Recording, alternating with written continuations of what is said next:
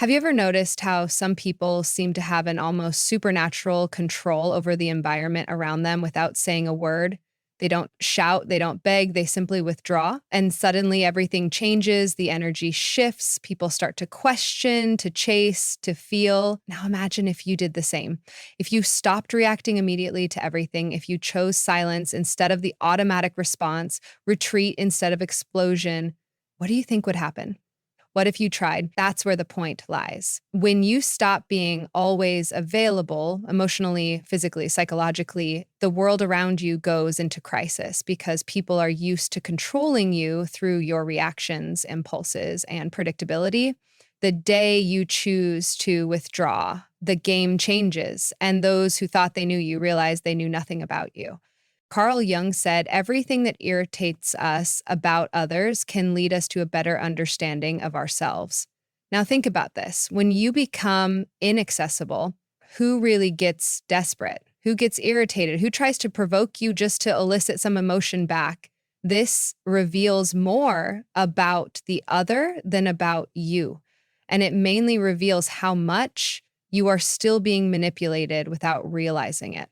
You keep giving yourself to please, to maintain peace, to not lose people who deep down were never really with you. And with every forced yes, every immediate response, every emotional reaction, you give away a piece of your energy. And at the end of the day, what's left? Tiredness, frustration, an emptiness you can't explain.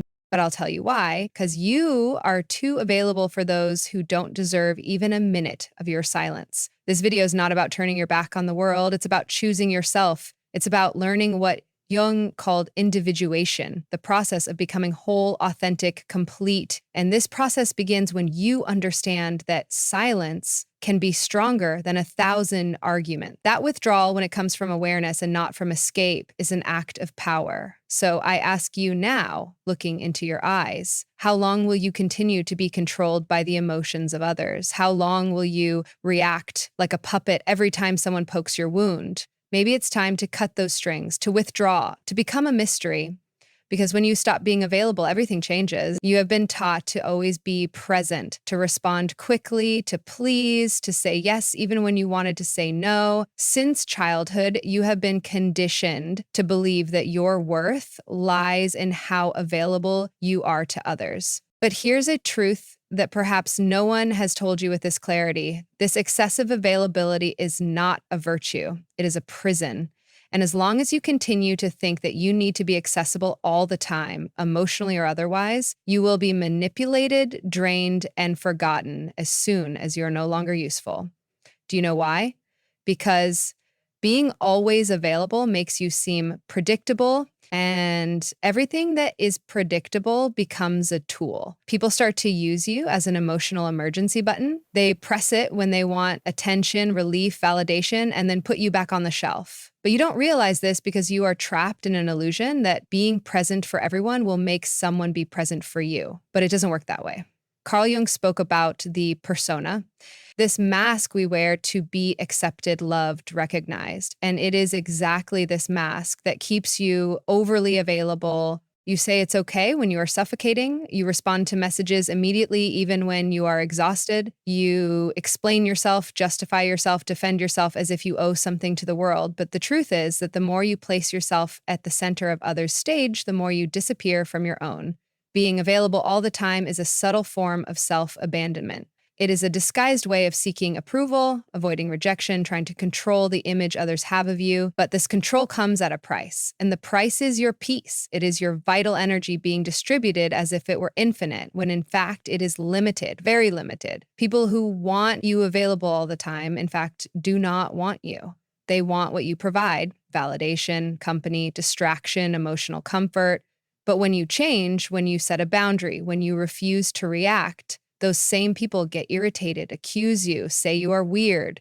It's not because you changed. And if you don't learn to protect it, someone will use it against you. If this content is making sense, it's because you stopped being functional for them. And here's the cruelest point: the more available you are, the less value others give you. Because what is too abundant becomes emotional rag. No one respects what they don't have to earn. No one values what is always there. So now stop and think. who truly deserves your time, who deserves your attention, your presence, your listening, or better yet, who deserves your absence. But before answering that, we need to understand one essential thing.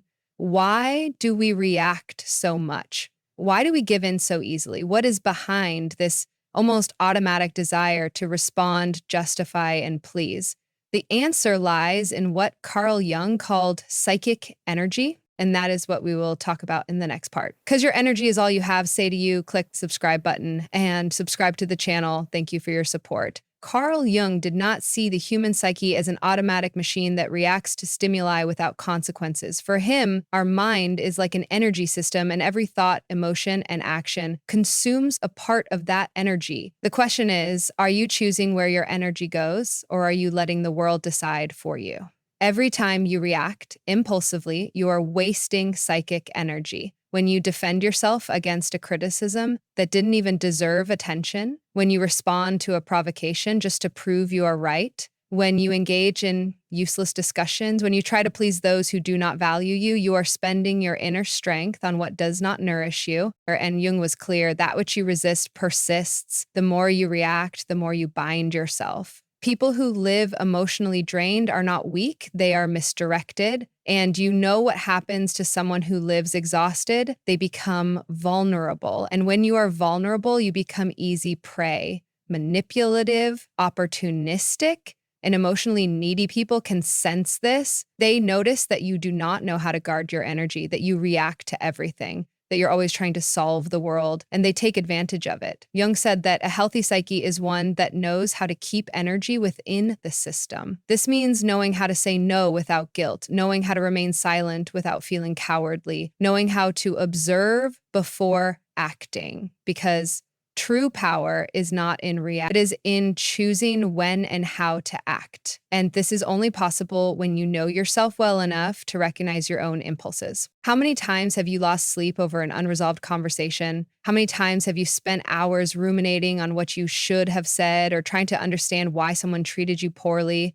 This is energy being drained without return. You are keeping alive ghosts that should have died long ago and feeding dynamics that only exist because you insist on responding. Psychic energy is like a force field. When well guarded, it creates presence. You enter a room and command respect without saying a word. But when poorly managed, you become invisible, reactive, fragile, and the world has no mercy for those who give in easily. Therefore, start observing your own triggers. What makes you react automatically? What makes you lose your center? These are the exact points where your energy escapes, and that is where you need to work.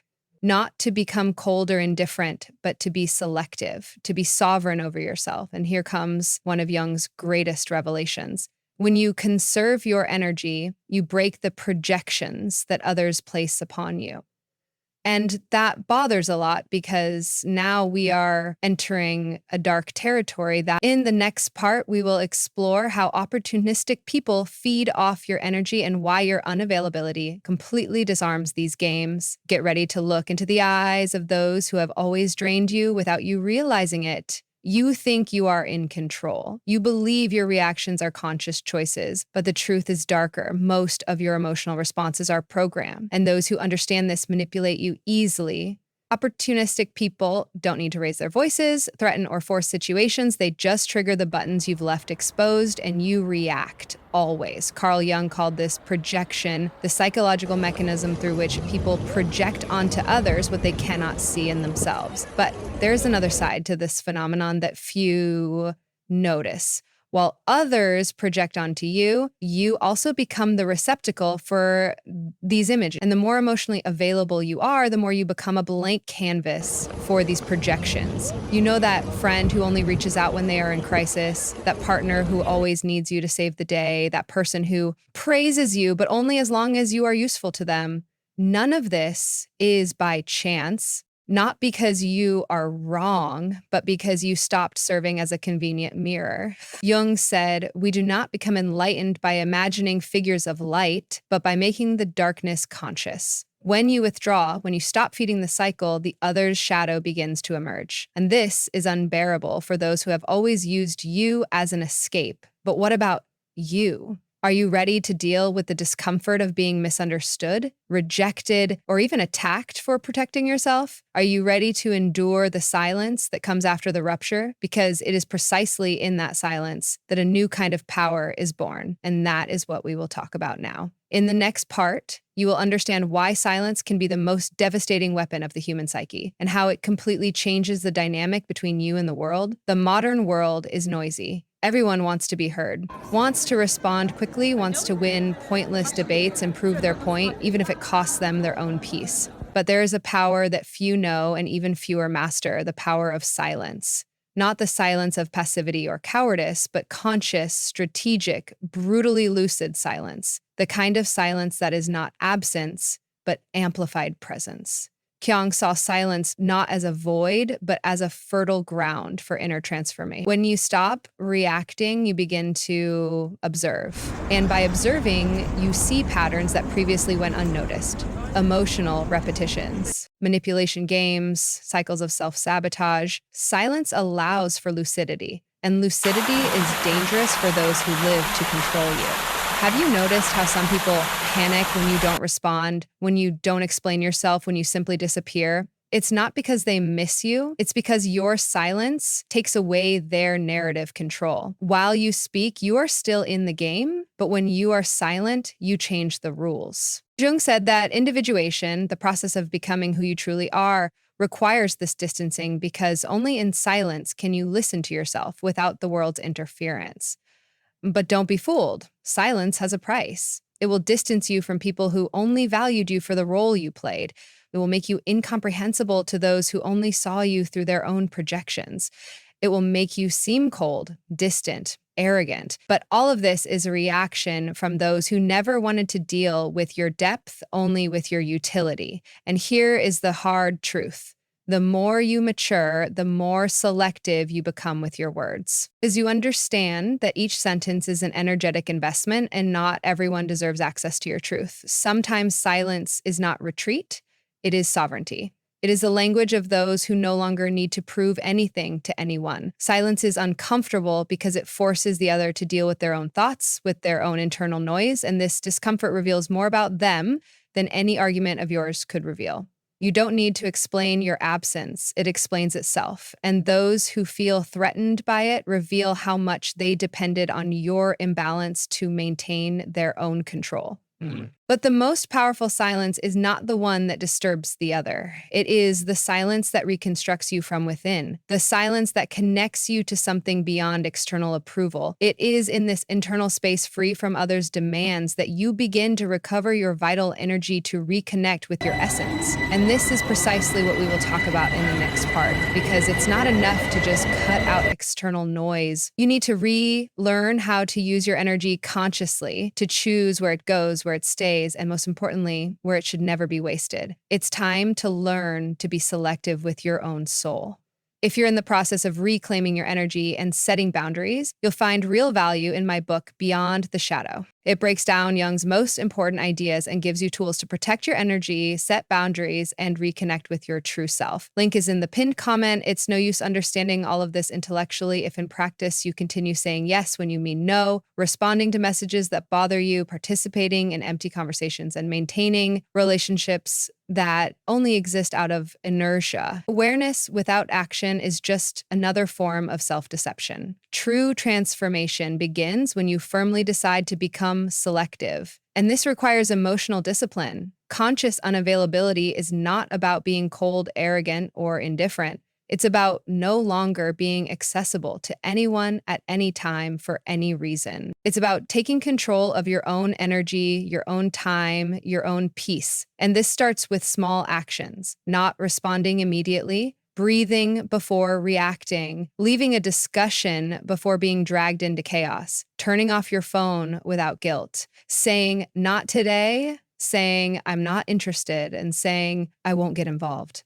But here's the most important part. You don't need to justify your absence. You don't need to explain your silence. You owe nothing to anyone but yourself. And this, for many people, is unforgivable because when you refuse to explain yourself, you take away the other person's power to keep you within an emotional narrative where you are always the helpful, understanding, accessible 1. Carl Jung understood that every process of individuation goes through isolation, but not a depressive isolation, a sacred isolation, a time of inner retreat where you relearn to listen to your own voice without the world's interference, where you rebuild your identity, not based on the gaze of others, but from your own center. Want to know a good thermometer for your evolution? Observe who starts to distance themselves from you when you become more reserved. Observe who tries to provoke you when you stop reacting. Observe who accuses you of having changed when you finally start to protect yourself. These are not signs that you are wrong. They are proof that you have begun to free yourself. Being unavailable is uncomfortable at first.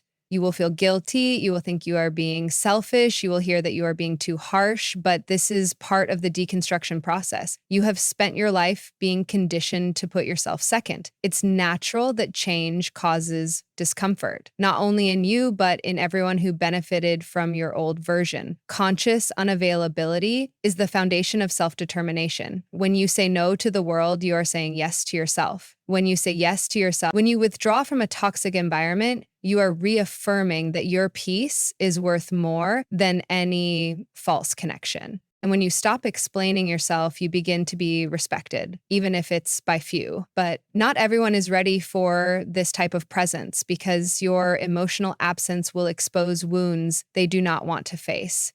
It will reveal how much they depended on your emotional chaos to feel in control. And it is at this moment that the rupture comes. And with the rupture comes the pain, the loneliness, the estrangement, the feeling that you are losing something when in fact you are just freeing yourself. But what happens after that? What comes after the distancing? What is born from the silence? In the last part, we will talk about this, about the rebirth that only happens when you have the courage to be misunderstood, to be alone, and to become whole on your own. It's time to understand why the loneliness. First comes the silence. An uncomfortable silence that seems to scream inside you. You wonder if you did the right thing, if you are being too harsh, if you are losing people who liked you. But gradually, this silence transforms. It begins to cleanse, to calm, to heal. And then comes solitude, but not the solitude of absence. It is the solitude of total presence, your own. The solitude of the strong, the solitude of one who no longer betrays themselves to keep others close. And in that space where there was once, and that is exactly what you are doing when you decide to become unavailable. You are not fleeing the world, you are returning to yourself. It is at this point that you stop being a reactor and become a creator. You cease to be shaped by circumstances and begin to shape your reality from within. The people who feel uncomfortable with your absence, they reveal that they never wanted you. They wanted the role you played. And now that you no longer fit, they don't know what to do with you. And that is liberating. You will lose people, but you will find yourself, you will distance yourself from places, but finally you will begin to be respected because when you are no longer available for anything, you become valuable, rare, unforgettable. And don't be fooled. This is a rebirth, a new beginning, the start of a life where you are no longer available for emotional crumbs, for mind games, for voids disguised as affection. Now you only accept what resonates with your peace, with your truth, with your wholeness. And if you have made it this far, it's because a part of you is already ready for this new path.